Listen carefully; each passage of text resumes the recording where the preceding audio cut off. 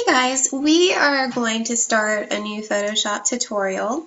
Remember those scans that we did of your faces before Christmas? Well, you're going to use those to kind of create a surreal portrait, since we've been doing a lot of portrait work in our last few projects. So what you're going to do is I'd like you either in the L drive in your individual folder, create a folder called Tattoo Project, okay, like I have right here.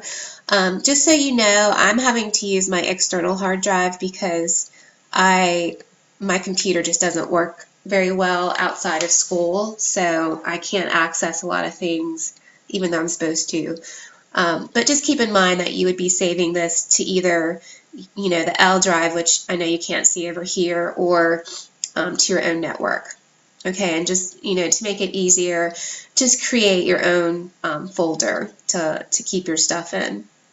So just to kind of give you an idea of what you're going to be doing, I have different variations of this project. So what you'll have first is an initial scan. I didn't want to open that in Photoshop.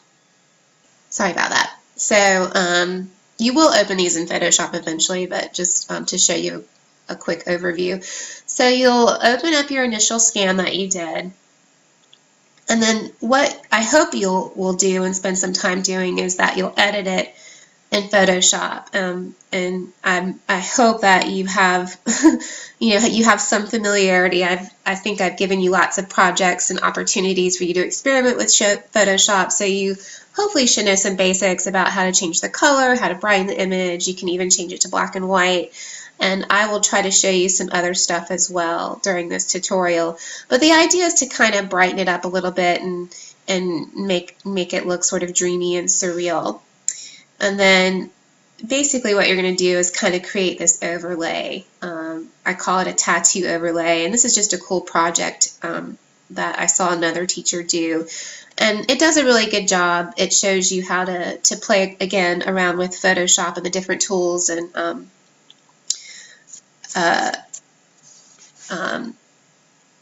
edits and things like that you can play around with in Photoshop. And then it also teaches you about layers and how to keep track of those.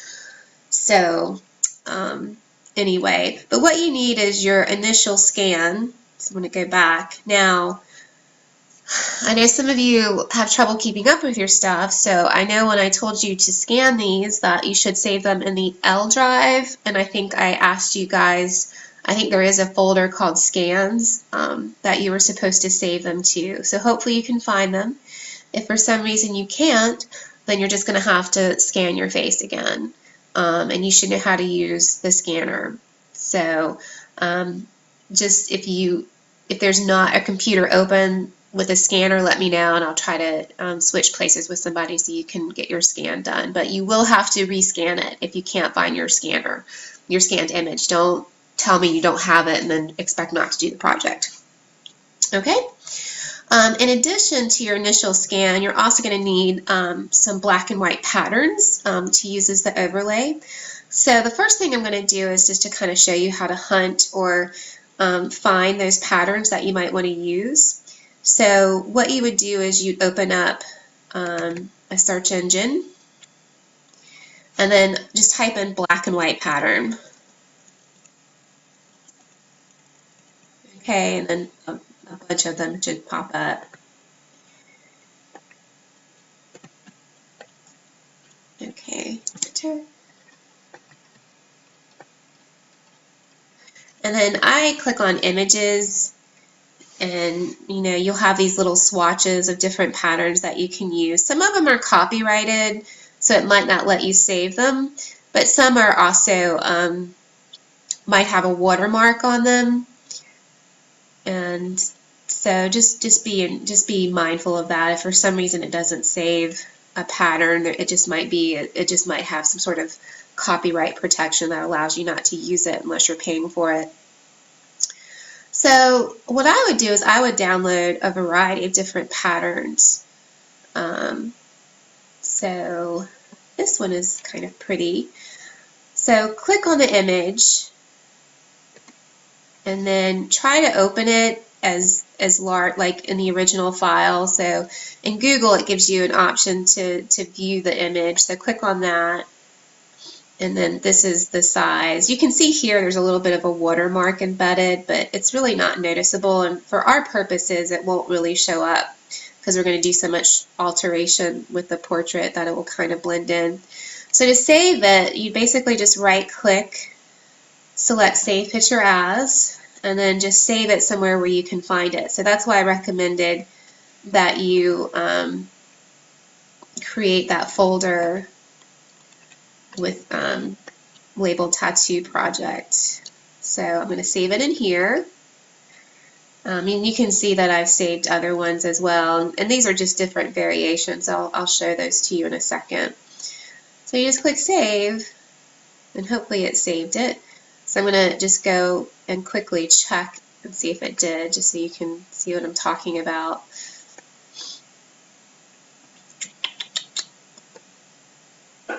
Oh, see, there it is. Okay. This is another one. I'll show you a couple of examples too. This is the actual one that I saw online that a teacher had done, which I thought was really cool looking.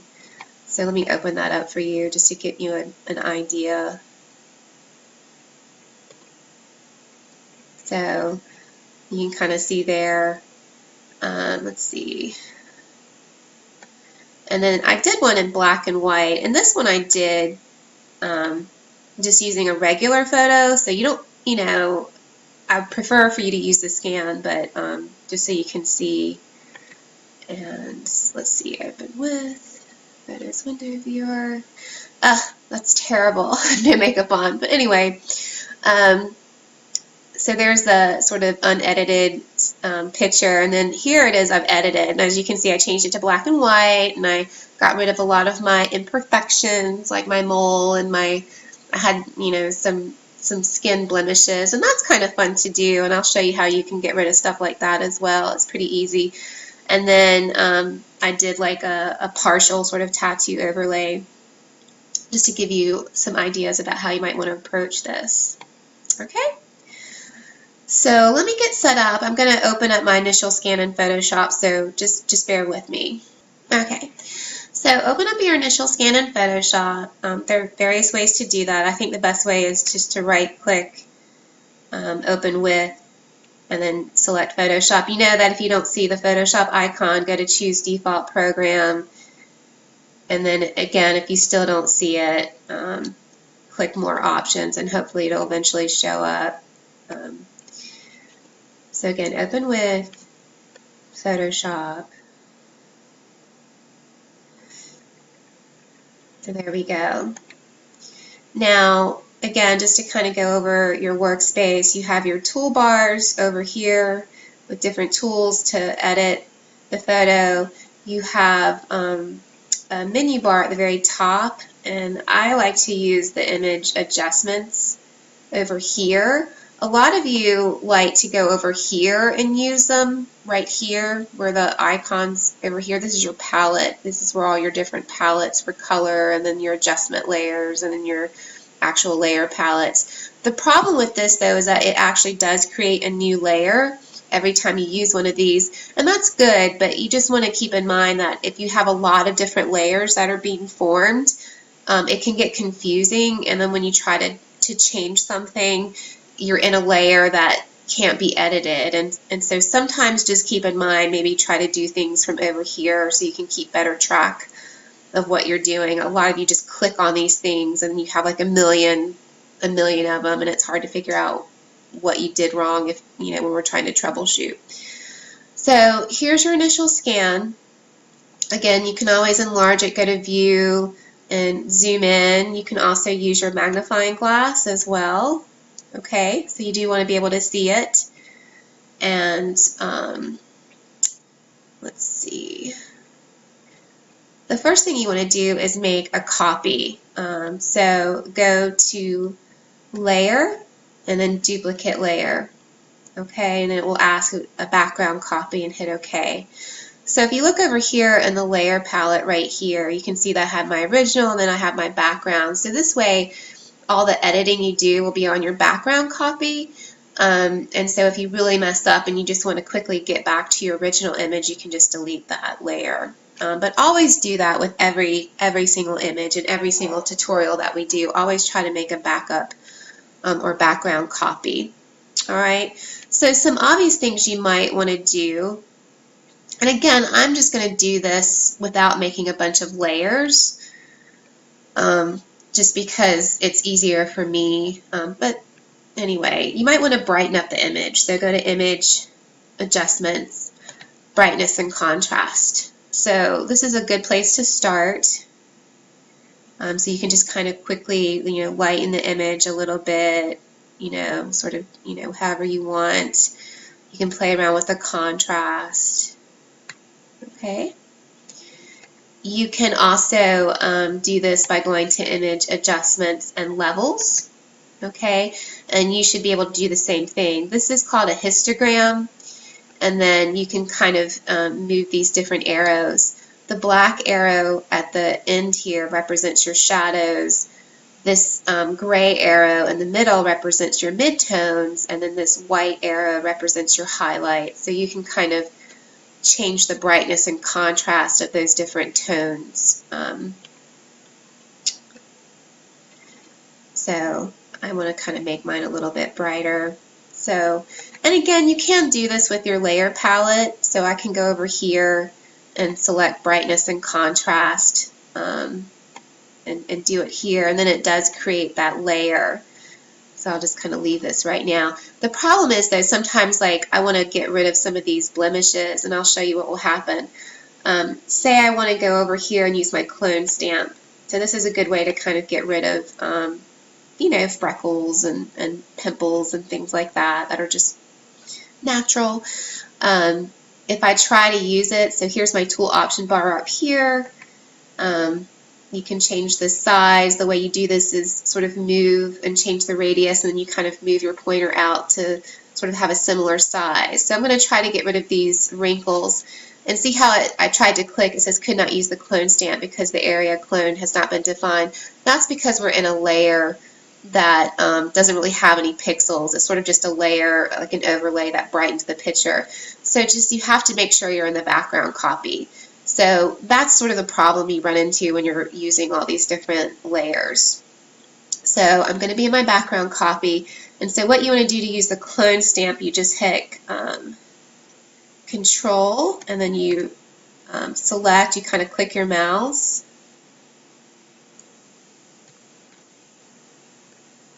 Oops, it's still not working. Hold on, let me stop this and see if I can figure out what's going on. Okay, my bad. You're supposed to hit Alt. Sorry about that. So hit the Alt key, and then you can kind of see it change, and then you just want to select something close. And I just clicked my mouse, and see how it's already covering it up? So I just kind of, I hit the Alt key and kind of select the areas that I want to change. That kind of messed up. So I'm going to hit Edit, Step Backwards. So maybe I'll sample from here. So you're just kind of sampling some pixels that are similar to the ones that you're that you want to cover up with. So hit Alt, click my mouse, and then boom. So hopefully you can kind of see that. So I can get rid of some imperfections if I want, not that they're bad. Click here.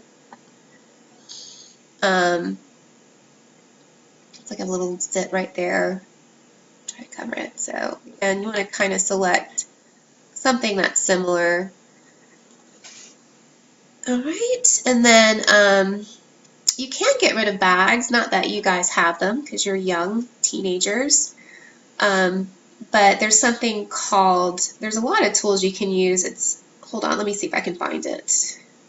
Okay, so it's called the patch tool. So it's right here, and again, a lot of tools are hidden under other tools, so you might have to search for them. You do that by clicking on the little arrow in the corner. And the patch tool, you click, and then it's really cool. You just kind of draw the area that you want to kind of patch, and then you kind of move it. And then see how it just kind of got rid of that. So I'm going to go up here to select, deselect. But see how it really kind of, I look well rested now. So that's the patch tool. So in part 2, I'm going to continue showing some other things and adjustments that you might want